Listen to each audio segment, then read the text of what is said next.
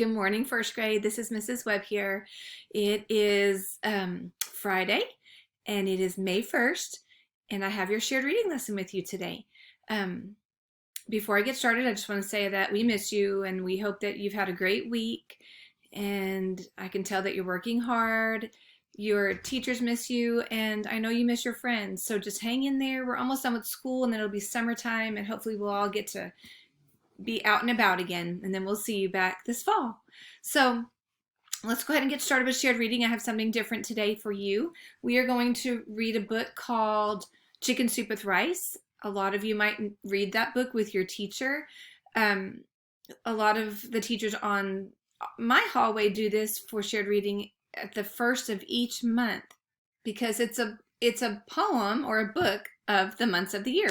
And since it's May 1st, I thought we would do that together today. So I'm going to read you the story, and one of our standards in first grade is to be able to read poetry. So we're going to work on poetry today and listening for rhyming words. So I'm going to read you the story, and then we'll focus on the May poem.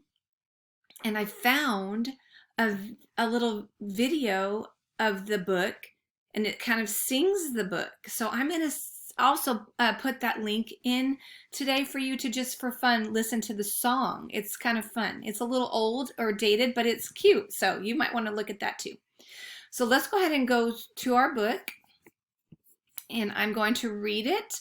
But what I also want you to do is read along with me if you've learned these poems.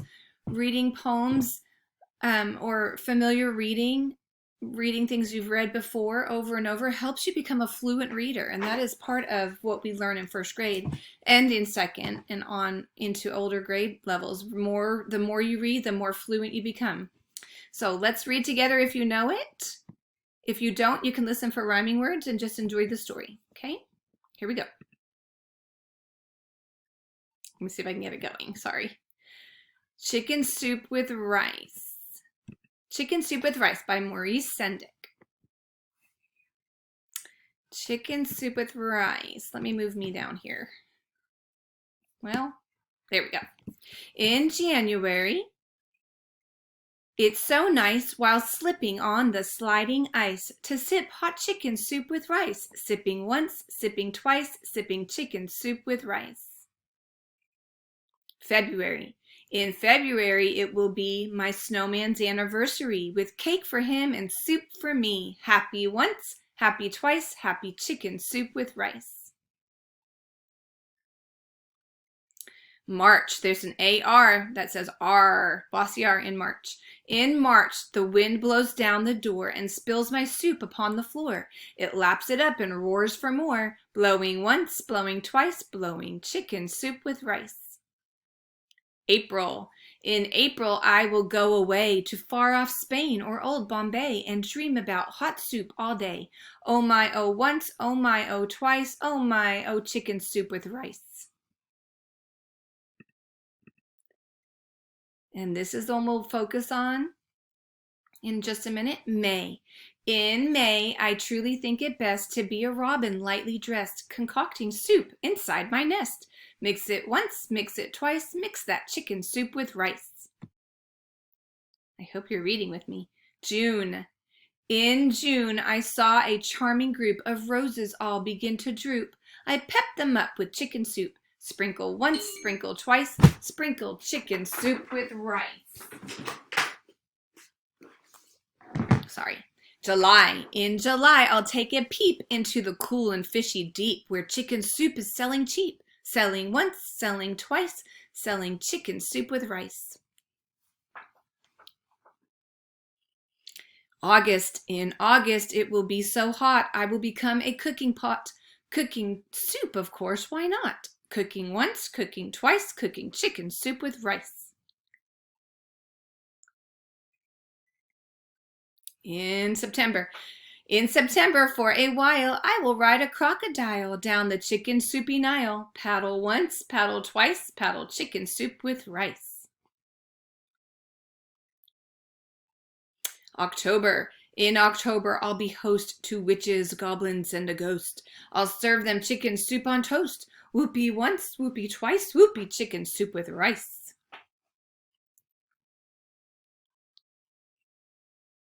November, in November's gusty gale, I will flop my flippy tail and spout hot soup. I'll be a whale. Spouting once, spouting twice, spouting chicken soup with rice. December, the last month of the year. In December, I will be a baubled, bangled Christmas tree with soup bowls draped all over me. Merry once, merry twice, merry chicken soup with rice. I've told you once, I told you twice, all seasons of the year are nice for eating chicken soup with rice. So that is the end of our book. Okay, so now we're going to just look at our May poem. And I'm going to read it a couple of times. I want you to try to read it along with me. The first time I read it, I'm going to stop and talk about a couple of tricky words or a word that's on here. And in just a minute, I'll be highlighting with you the rhyming words, and then you'll get to do that on your assignment today in Seesaw. So let me read it once, and I'm going to stop and talk about a word that might be a little tricky. And then you read it with me if you can do it, starting right now. We're going to read it a couple of times to get that fluent reading going and to be listening for rhyming words. May. In May, I truly think it best to be a robin lightly dressed, concocting soup inside my nest. The word concocting is what I wanted to talk about really quickly. To concoct something means to create something. And in this poem, the robin is concocting up some soup. He's creating some soup inside of his nest. So it means to create something. So it mix it once, mix it twice, mix that chicken soup with rice. Okay, so there's a couple of rhyming pairs in here. Let's read it together one more time. I'll go slow with you so you can read it with me. 1, 2, ready, let's read. May. In May, I truly think it best to be a robin, lightly dressed, concocting soup inside my nest. Mix it once, mix it twice, mix that chicken soup with rice. Were you able to read it? Were you able to hear some rhyming words? Okay, I want you to, before we pick out some rhyming words, know one thing. Rhyming words, when we're reading poetry like this, sound alike, but they don't have to always look alike. They sound alike at the end and the middle, but they don't always look alike. They're not always spelled the same. So don't let that fool you. I know that some of you probably heard a rhyming word in here that doesn't look like the other two rhyming words. So let's find those, okay? So I'm going to click my highlighter. And I'm going to click my favorite color because for my class, Mrs. Webb's class, today it's favorite color day. Okay.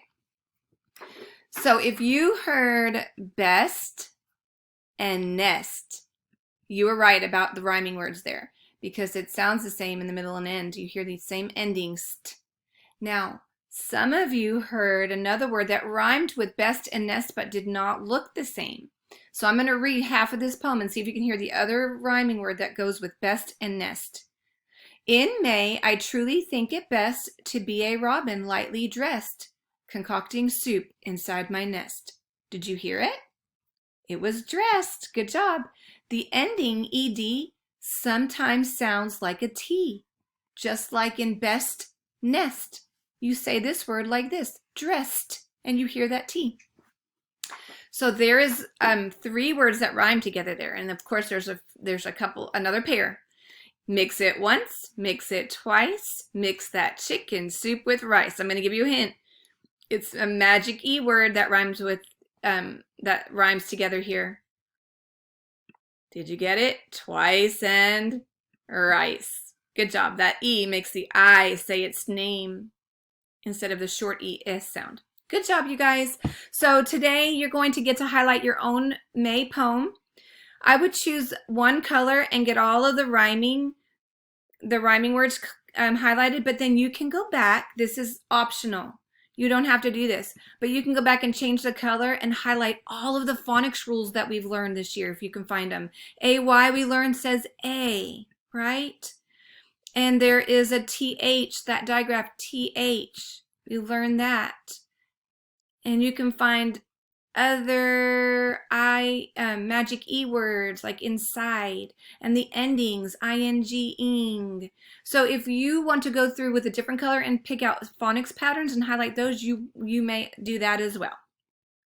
So you're going to in Seesaw highlight your words, and then you're going to record yourself reading the poem, or at least just the words that you highlighted, the best that you can.